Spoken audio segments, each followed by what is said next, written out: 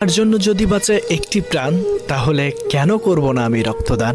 জরুরি বিভাগে দাঁড়িয়ে যখন ডক্টর বলে আপনাদের 2 ব্যাগ ব্লাডের প্রয়োজন, ঠিক সেই মুহূর্তে আমরা ছুটে যাই একটা ডোনারের খোঁজে। একজন ডোনারকে কল করার আগে কিছু কথা মাথায় রাখবেন।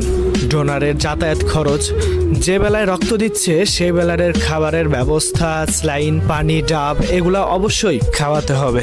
যে ব্যক্তি স্বেচ্ছায় করছে রক্তদান, আসলে তার মানসিকতা অনেক মহান। দেখুন, বর্তমান সময়ের সবচেয়ে বেশিরভাগ ডোনারই হয় স্কুল, কলেজ, এমনকি হোস্টেলের ছেলেমেয়ে। তাদের কাছে না থাকে অতিরিক্ত অর্থ এবং তাদের খাবারটাও না হয় বাড়ির মতো। তাই ডোনারের যত্ন নিন, নিজে পাশে দাঁড়ান, অন্যকে পাশে দাঁড়ানোর অনুপ্রেরণা যোগান। অনেক সময় দেখা যায় পরদিন এক্সাম, তবুও তারা ব্লাড দেয়।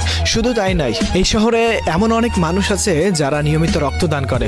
তাদের মধ্যে কেউ শ্রমিক, কেউ ভ্যান চালক, অনেকেই আছে সারাদিন খেটে পেটে রাত্রে গিয়ে স্বেচ্ছায় ব্লাড দিয়ে আসে। দেখুন, আমার আপনার 1 ফোঁটা ব্লাড তৈরি করার ক্ষমতা নেই, তবুও মানুষ স্বেচ্ছায় তার শরীর থেকে প্রায় 500 মিলি রক্ত ডোনেট করে থাকে। আবার যারা 1 ব্যাগ ব্লাড খুঁজে দেয়, তারাই জানে 1 ব্যাগ ব্লাড ম্যানেজ করা কত কষ্টের, কত জায়গায় কল করতে হয়, কত কিছু করতে হয়, তারপরে আপনার জন্য 1 ব্যাগ ব্লাড সংগ্রহ হয়। আপনি হসপিটাল থেকে ফোন দিবেন, এইদিকে সে কত মানুষের সাথে কন্ট্যাক্ট করছে যে এগুলা ম্যানেজ করে দেয়, শুধু তারাই জানে। কিন্তু এগুলা সবসময় হাইড স্টোরিতে থাকে। এমন অনেক মানুষ আছে যাদেরকে আমরা চোখেও দেখি না, তবুও কি ব্লাড ডোনেট করে থাকি।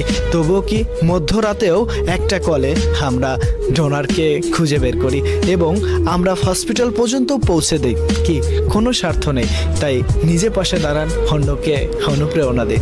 তাই মনের গভীর থেকে সম্মান জানাই তাদের যারা প্রতিনিয়ত এমন মহৎ কাজের সাথে যুক্ত আছে। আপনার 1 ব্যাগ ব্লাডের জন্য হয়তো বেঁচে যেতে পারে একটি প্রাণ। তাই তো আপনাকে জানাই লক্ষ কোটি মায়ের সম্মান। স্যালুট ভাই।